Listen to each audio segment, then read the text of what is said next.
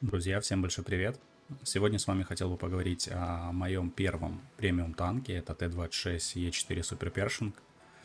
На машине я откатал больше 1200 боев и могу однозначно сказать об его сильных и слабых сторонах. Поэтому должно быть интересно. Присаживайтесь поудобнее и мы начинаем.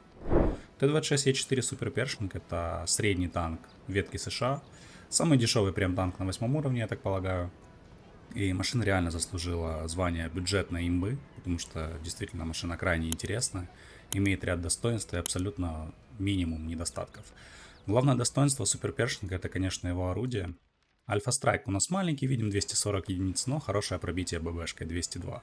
Учитывая, что танк льготный, а это значит, что он не попадает к 10 уровням, 202 бронепробития вам чаще всего будет хватать на любую восьмерку. Кто бы что вам ни говорил о том, что пробитие маленькое, этого не хватает, хватает, друзья.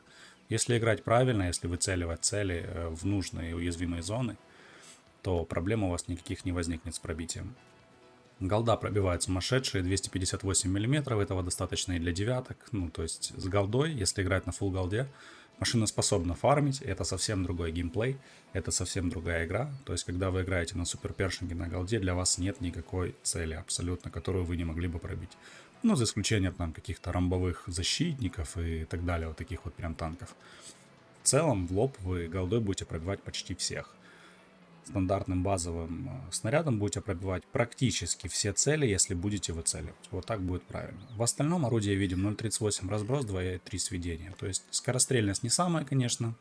Быстрая, 8 секунд заряжания в стоке, 1800 дпм. Однозначно могу сказать, что дпм — это не сильная сторона этой машины. Играется он больше как тяжелый танк, хотя я недавно попробовал новый сетап, мы об этом сейчас поговорим по оборудке. То есть есть большая вариативность у этой машины. Главная его фишка, друзья, это даже не орудие, это его бронирование. То есть мы видим, что даже если в ангаре посмотреть, он такой вот как слоеный пирожок получается. Видим, у нас ВЛД, НЛД имеет пластины, под ними также имеется еще и основная броня. В лоб машина держит удар иногда от сверхтяжелых калибров, то есть бывает такое, что у вас и девятки в лоб не пробивают, поэтому рассчитывать на бронирование у машины можно. Оно действительно прощает много, и играть на нем как на тяжелом танке также можно. Тем более у него 1500 очков прочности в стоке, а это показатель тяжелых танков, например, из 3 до полевой модернизации и все такое. То есть любого тяжа. Самый большой раньше показатель прочности, я помню, был у Тигра 2, там было 1600, как и у Леви. Так вот, друзья, по мобильности машина не самая быстрая. Видим, у нас стоит двигатель сейчас, одну минуточку. Мы разберем его, чтобы посмотреть мобильность, потому что у меня стоит вентилятор, вот это вот все. Поснимаем вот эти все модули. Так, вот, смотрите. Мы видим, что у нас в плане мобильности двигатель 742 лошадиные силы, это 14,6 лошадей на тонну и максималочка 40 км в час. Но чаще всего першинг 40 км набирает нехотя. Поэтому рассчитывать на то, что вы будете всегда ездить 40, я бы не стал. В остальном машина, в принципе, не самая вязкая, то есть ездит свои 35, она набирает уверенно. Если играть так, как я, через турбину, вентилятор и досылатель, у вас, конечно, максималка будет посерьезнее, то есть он уже едет 45, больше лошадей на тонну, 16, больше мощность двигателя, и в такой сборке машина ездит реально увереннее. Но основное время и основное количество боев я откатал, у меня стоял вентилятор, стабилизатор и досылатель. Многие ребята также ставят сюда оптику, вы больше отталкиваетесь от своего стиля игры. Я считаю, что на этом танке оптика не нужна. Американцы, в принципе, все очень имеют неплохой обзор в базе. И стоять на суперпершинге на третьей линии смысла нет. Поэтому у вас чаще всего должен быть ближний бой. А для ближнего боя вентиляция не нужна, вы это сами понимаете. В остальном, по перкам экипажа качаем, как всегда, боевое братство. Ремонт, учитывая, что мы будем в ближнем бою. Радиоперехват, плавный поворот башни и плавный ход. Это основные перки, которые на этом танке можно прокачивать и нужно. По оборудованию, повторим еще раз, я играю сейчас, на сегодня, на данный момент, это идет у меня турбина, вентилятор и досылатель. Такая сборка мне очень нравится. Полевая модернизация выглядит вот так. То есть это в моей сборке. Если будете пробовать другие сборки, это ваше право, можно на нем играть и через закалку. В этом ничего плохого нет. Поэтому, друзья, в принципе, с машиной разобрались. Давайте сейчас посмотрим его бронирование в Collision, а дальше посмотрим бой. Поехали в Collision. Collision модель этого танка выглядит таким образом. Видим, что у нас есть экраны. Приведеночка 220 мм VLD, 215 и 240 NLD. То есть, в принципе, спереди танк очень хорошо зашит. Очень часто восьмерки с пробитием 220-230 пробивать не будут. Но если пробитие уже как у Скорпиона 246 и выше, то, конечно, в лоб вы будете браться с большей регулярностью, чем обычно. Маска ничем не пробивается абсолютно. Из уязвимых зон это, если смотреть в обычной модели, это трубы, но на самом деле там просто башня командиров, в которой нет абсолютно никакой брони. Также уязвимы очень сильно щеки. Я, когда стреляю с суперпершингом, я всегда стреляю ему в правую щеку, ну, то есть когда он на меня смотрит. На самом деле, если смотреть с лица першинга, это будет зона уязвимая слева. Но когда стреляете из флоп, это либо пулемет, там 76 миллиметров, либо щека. Выцеливать в трубы я бы не стал, это очень долго и невыгодно. Также танк иногда пробивается через катки, если большой калибр, но это благо не всегда. Борта у машины нет, рассчитывать на танкование ромбом я бы не стал, потому что большая гусеница, которая в принципе может скушать урон, но борт очень даже хрупкий. Чаще всего забрасывать будут в корму. Те, кто знает, машина в игре у нас давно, поэтому рассчитывать на ее бронирование вот прям глупо рассчитывать на броню я бы не стал. Да, она отбивает, да, она танчит, но все же вы должны знать ваши слабые зоны. А это зона пулемета, это башня командира и это щеки. То есть у машин реально слабые щеки. Поэтому, если вы это будете учитывать, если будете играть аккуратно и идти в размен по-умному с противниками, которых вы точно пробьете, они вас не факт, тогда машина будет вам натанковывать большое количество урона. Ехать прям самому, прямо перед всеми я бы не стал на этом танке. Потому что все-таки ДПМа у вас нет, играть от ДПМа не получится, вы перезаряжаетесь 7 секунд, 7 с копейками, 7,5, 7,6 в зависимости от сборки. И рассчитывать на то, что вы просто приехали, всех убили, я бы не стал. Но если, конечно, играете в сетапе с 6 уровнями, то да, там немножко можно повыделываться, но с 8-ками, 9-ками, нет, это точно не так. Вы должны ездить туда, где есть союзники. Поэтому, друзья, в принципе, с бронированием разобрались. Давайте теперь посмотрим бой и поговорим о танке. Поехали в бой. Бой, друзья, у нас на карте Руинберг. Видим, что игрока с ником Тоби забросила в сетап с 9 уровнями. То есть это не самый приятный бой для суперпершинга, не будем друг друга обманывать. Действительно, здесь ему будет сложновато, потому что видим, что против него довольно-таки сильные противники, такие как AMX M451, VZ111 1.4, то есть Т-30. Все танки, в принципе, очень даже неприятные. Изначально, о чем мы с вами говорили в ангаре, это танк, который подходит многим, так как это бюджетный прием, и стоимость здесь очень даже адекватная за такую машину. То есть действительно можно спокойно приобретать его себе, потому что машина имеет ряд достоинств, таких как бронирование, льготный уровень боев, то есть неплохое в принципе орудие, неплохую динамику. К сожалению, в бою мы не видим, какое оборудование стоит у игрока, но тем не менее можем сделать вывод, что скорее всего досылатель, стабилизатор, возможно оптика. То есть, в принципе, это вполне возможно. Дает первый шот по 3.4.3, попадает 243 урона наносит. Ну, то есть, в принципе, стабилизация у танка есть. Стрелять сходу можно. Танк быстро не ездит, поэтому проблем с выцеливанием не должно быть.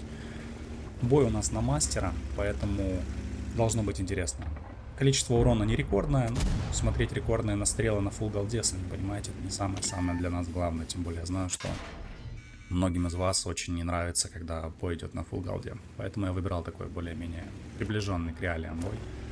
Занимает он позицию в квадрате Е9. То есть, в принципе, неплохая СТ-позиция. Я бы ехал в город, потому что я играю на этой машине не как на среднем танке, как на тяжелом. Я люблю ближний бой, и для меня эта машина подходит в ближний бой, так сказать. Так вот, друзья, кому он необходим? Смотрите, если у вас нет ни одного премиум танка 8 уровня, и вы хотите заиметь неплохую машину, то есть у вас нет бон, у вас единственный выход только реал. На марафон не можете накопить, ну и так далее. На марафоне, имею в виду, не можете заработать очки там, или какие у нас были марафоны, вы поняли, о чем я говорю.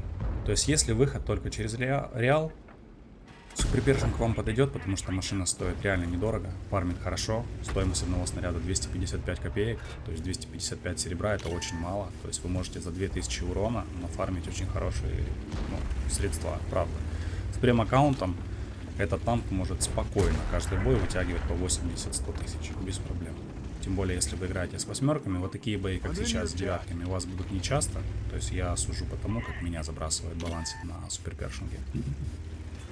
Я чаще всего, когда нужно нафармить серую, я беру льготные танки. Это ВЗ, 111 Альпийский Тигр, это 3.4.3, это суперпершинг, ИС-6 там тоже подойдет. Это все машины, которые имеют льготный уровень боев, на которых очень комфортно играть, потому что они не видят десятки, это очень важно. Не нужно думать, друзья, что это такой сильный показатель. Льготы это не круто, льготы они плохие, там нет. Льготы имеют преимущество даже перед тем же, будем недалеко ходить, защитником, да. из-за того, что защитник попадает в десятку, а льгот нет. И да, конечно, защитник будет сильнее танка, чем Супер Першинг, это глупо их сравнивать, но льготный уровень боев он многое вам позволяет. Поэтому вы должны это учитывать действительно и руководствоваться тем, на что у вас есть средства. Поэтому за свои деньги этот танк точно топ. Я реально советую его покупать всем, кто хочет себе заиметь прем задешево. Потому что альтернатив ему нет. Я реально, когда его себе купил, я не помню, это было очень давно, друзья, это, наверное, был 2015 год. Я тогда только-только начинал играть в танки, начал-то я с 14, а в 15-м вот купил уже первый прем, потому что надо было фармить зеру, и кто бы что ни говорил, довольно сложно без прем танков фармить на десятки. Так вот, когда я купил эту машину, она была не такой, было меньше бронепробития, то есть тогда и рандом был другой. Но суть в том, что, друзья, машина фармит, и что самое главное от прем танка, это то, чтобы он вам приносил серебро каждый год. Конечно, руководство сейчас при покупке према должно у вас стоять в таком формате, что вы должны брать тот прем-танк, на какой вы будете прокачивать экипаж. Это тоже важно. То есть многие друзья недооценивают силу прем-танков в прокачке экипажей. Ну, то есть это самая основная задача, когда вы берете прем. Это не только на нем фармить, это еще и прокачивать экипаж. Поэтому на Супер Першинге можно прокачать экипаж Паттона. Ну, то есть, почему нет? Паттон хороший танк довольно. Если хотите попробовать, машина вам подойдет. Это не реклама, друзья, не надо думать, что это реклама, там танк, я призываю кого-то покупать. Нет, я обращаюсь только к тем игрокам, кто хочет получить хороший прем за адекватную сумму денег. То есть это самое главное, что вы должны понимать в этом обзоре. То есть мы не говорим о том, что танк необходим к покупке и все такое, имба. Машина хорошая, то есть она получилась сбалансированной на своем уровне. Ее много крутили разработчики и все такое, с ней много чего делали, но реально сегодня, вот на сегодня машина максимально адекватная за свои деньги, за свою доходность. Да, она не супер нагибучая, но в боях с семерками, шестерками вы будете божить, это правда. С многими восьмерками также будете божить. У машины хорошая, есть ТТХ, то есть неплохая подвижность, неплохая броня. Орудие, конечно, но не рекордное, давайте будем честны. 240 альфы, ну, маловато. Объективно говоря, маловато. Если было бы 360, было бы уже слишком жестко. Или там 320. Но есть броня, какой ни у кого нет на 8 уровне ГСТ, это точно. То есть это вы должны точно учитывать, друзья. То, что бронирование у вас будет, ну, просто несравнимое ни с кем. А если к этому всему добавить правильную игру и выбор позиции, то есть если не будете лететь вперед, не будете заниматься ерундой, тогда и проблем в принципе не возникнет. Машина способна фармить, опять же говорю, я нафармил на нем огромное количество, ну, серы за все время. Это мой, я же говорю, первый прем, на котором я катался и кайфовал. И кайфую до сих пор, то есть мы часто в рандоме выкатываем с парнями эти машины. 3 Супер Першинга во взводе, это сильно, друзья. Особенно если 3 Супер Першинга на фулл голде, а на фулл голде, я вам напоминаю, пробитие 258, то есть вы понимаете, что ни одна восьмерка вам не сможет противостоять такому пробитию. Поэтому я надеюсь, что человек, который будет смотреть это видео, относится с пониманием к тому, что я говорю. То есть самое главное здесь это ваш бюджет. Если вам нужен прем танк для фарма, и у вас нет возможности купить его за бон или получить в марафоне, и вы хотите попробовать, опять же, попробовать. Это не так, что вы хотите купить, и у вас завтра будет 100 миллионов серебра. Нет, вы хотите попробовать, посмотреть доходность. Супер Першинг это ваш вариант, потому что машина дешевая, фармит хорошо, имеет ряд адекватных ТТХ и подойдет любому игроку, любому, неважно, новичок вы, среднячок, топы вообще, этот танк у всех есть. Можете посмотреть, Амвеев всяких, когда они начинали играть, этот танк был у всех. Потому что в свое время эта машина божила жестко. Очень жестко божила. Да, ее балансили, крутили, меняли, но тем не менее она осталась все равно адекватным танком. Плюс она не видит десятки.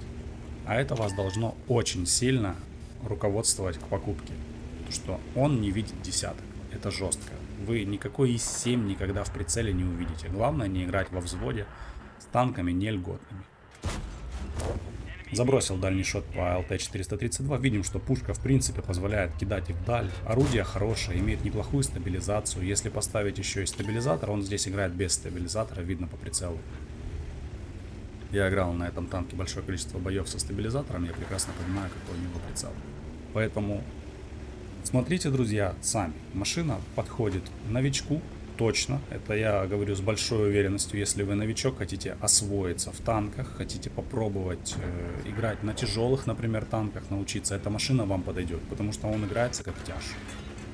Он не играется как быстрый динамичный СТ. Это тяжелый танк с альфой среднего танка, в классе среднего танка, но играется он как тяж. Поэтому не разменивайтесь на ерунду, едьте смело с тяжами, играйте от их хп. Пушка часто стрелять, конечно, не позволит, откусывать будете долго, то есть на 2400 урона вам надо сделать 10 выстрелов с пробитием, вы сами должны понимать.